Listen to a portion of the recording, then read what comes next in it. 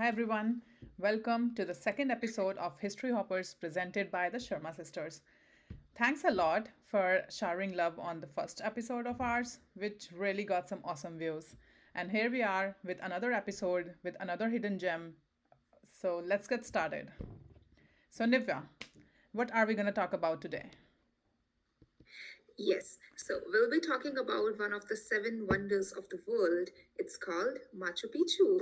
So the words Machu Picchu basically mean old mountain in Quechua language, which is one of the tribal languages of Peru region. Hmm, that's very interesting, and I would definitely like to know more. So, where is Machu Picchu located and how to exactly get there? Yeah, so Machu Picchu is located high in the Andes mountain range above the Peruvian Sacred Valley. It is located at a height of approximately 2,430 meters or 7,970 feet above sea level. To reach there, basically depends on where you're traveling from. So if you're traveling from Cusco, like how I traveled, you can get on a train from Ollantaytambo and get off at kilometer 108 after a very pretty 2.5 hours train ride. And from kilometer 108, it's a 6 to 7 hours of hiking on the old Inca trail that Inca people used to take back then. It's part of the wide Inca, trail network.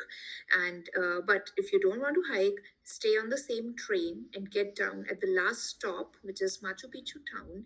From there, take a direct bus to the Machu Picchu ruins. It is accessible for all age groups. Oh, exciting. Okay. So, a lot of my viewers know already, like it's a wonder of the world, but how it actually became a wonder of the world is the question. Yeah, so Machu Picchu was voted as one of the new seven wonders of the world in 2007 through a global poll organized by the New Seven Wonders Foundation. So basically, Machu Picchu is worldwide admired. It's a wonder of the world for several reasons, but I'm going to touch upon just a few for today's talk.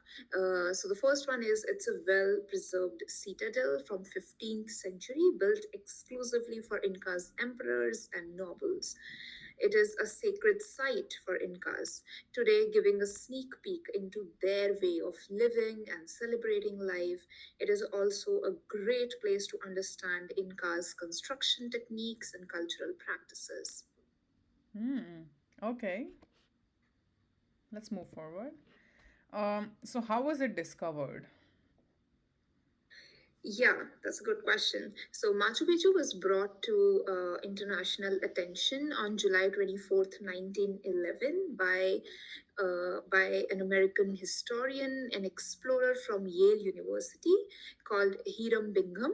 So, guided by locals, including an 11-year-old boy named Pablito Alvarez, Bingham reached the ruins. He later popularized Machu Picchu through books and lectures. So, while local indigenous people and farmers had always known about the site, its discovery in 1911 marks the moment it entered global awareness and began to be studied and appreciated internationally. Hmm. Okay. Well, I would like to let my viewers know that this is a picture from the town of Machu Picchu. So if you're getting there, then make sure you get this picture, which is a really great sign of Machu Picchu here. Okay, so let's just dive more into history now. So let's just understand, like, I can see a lot of ruins here. So, what are these ruins? And if you can explain, like, who used to live there, what were all the civilizations that dominated Peru? Yeah, before we start talking about the Incas specifically, let's look at the image on our left hand side, which is taken from a book titled Ancient Peru Incas and Pre Incas. So, this is the front page, the very first page of this book, which basically shows how the different civilizations in Peru evolved while the new world was being developed. So if you take a good look at it, the Incas were the last one who dominated all other previous, civilizations, and then they were finally conquered by the Spanish conquerors.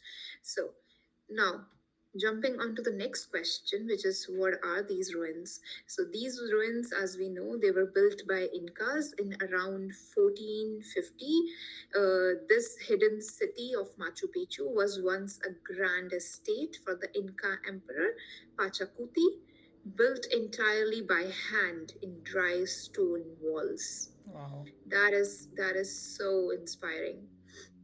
So the entire site of Machu Picchu expands across 5 miles and contains 150 different buildings. These include baths, houses, temples, sanctuaries, plazas, water fountains. Some of the highlights include the Temple of the Sun, the Temple of the Three Windows, Temple of Condor, and Inti Vatana, a carved stone sundial or calendar. Uh, so the emperor Pachacuti expanded the Inca Empire, and he made it a home for 300 to 500 inhabitants, including nobles, attendants, craftsmen, and farmers who supported the estate. Hmm. Okay. Uh, Thanks a lot for all these details, by the way. So I assume that no one lives here anymore. That's why it's a heritage site. But why was it abandoned? Yeah, so Machu Picchu was likely abandoned in the mid 1500s, around the time of the Spanish conquest. So there are several theories around why was it abandoned, but the exact reason remains elusive. So some people blame it on the smallpox or other European diseases that Spanish brought with them.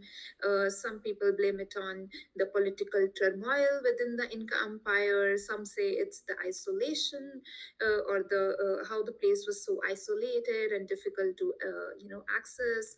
For some people, some say it was the resource depletion that finally led to the abandonment of Machu Picchu. Hmm. I see. So it's like mostly Spanish conquerors dominated the country of Peru, what it's made of, and what are some unique construction characteristics of the place that you noticed while you were there.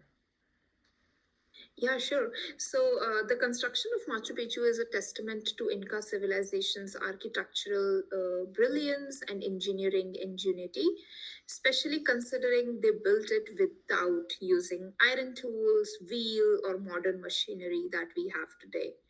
So the first unique characteristic was their trapezoidal doorways and windows. So these doorways basically were wider at the bottom and narrower at the top. So a design that was made specifically to protect them during seismic activity. The other one was integration with natural rock formation. So some buildings in Machu Picchu are carved directly into bedrock, blending human architecture with nature. And this kind of design minimized material use and respected the sacredness of the land, aligning with Inca beliefs. The third one is the ashlar masonry or the dry stone construction. So, stones that were used in the building were precisely cut and fitted together without mortar. And the blocks fit so tightly that even a knife blade cannot slide between them. And this technique provided stability and flexibility, allowing the structures to withstand powerful earthquakes that Peru has gone through in the past. The fourth one is terracing and slope stabilization. So the Incas built agricultural terraces that prevented erosion and landslides on steep slopes. These terraces were also part of the drainage system, absorbing and channeling rainwater to prevent flooding. And beneath these terraces were layers of stone, gravel, and soil, allowing for proper water filtration and slope stability. Mm-hmm. Okay. As my viewers can see on the right hand side of this picture, there's a picture in which the top part is different and the bottom part is different. So, as far as I can understand, we can see that the bottom part is something that they used to make without motors. It's like the how the rock is being cut, that they are fitted together in such a great way. So I think that's so Incas used to create temples like this structure, and the above, like the top part of it, is like a simple construction that they finished it in hurry when they used to, they wanted to leave the structure They wanted to leave the building before the Spanish could reach there, so they just finished it in a very simple way. Mhm. Okay, so if we go there, then what are the other locations that one can explore? Is there any other Incan ruins or anything nearby that can help us learn more about the Incan designs and architecture? Yeah, so along the traditional Inca route that takes you to Machu Picchu, you will find remarkable Incan sites along the way that offer a glimpse into Inca's civilization. So the trail itself was part of Quapac Nyan, the vast Inca road system that stretched over 24,000 miles. So, some of the must see ruins along the trail, I would say, would be Tapata, meaning high town, Sayak Marka, meaning inaccessible town, Inti Pata, meaning sun terraces, and Vinevana is one of my personal favorites, meaning forever young. Hmm, So yeah, these are some of the sites that you can check out if you have some extra time. very interesting. On the right hand side of the image, we can see. So this is the Temple of Condor, if I'm not wrong, which is also a very beautiful sight to see. And something to note here, it was carved directly into the bedrock. And if you see clearly and closely, you can actually see a condor diving down. Wow. Okay, that's actually very interesting to know. Okay, I think that's all for us to cover in this episode. And for the other locations that we talked about, like Vinevina and the other nearby location, we'll definitely try to come up with a separate video for that. Until then, I hope you like this one, and we will see you next time. Bye.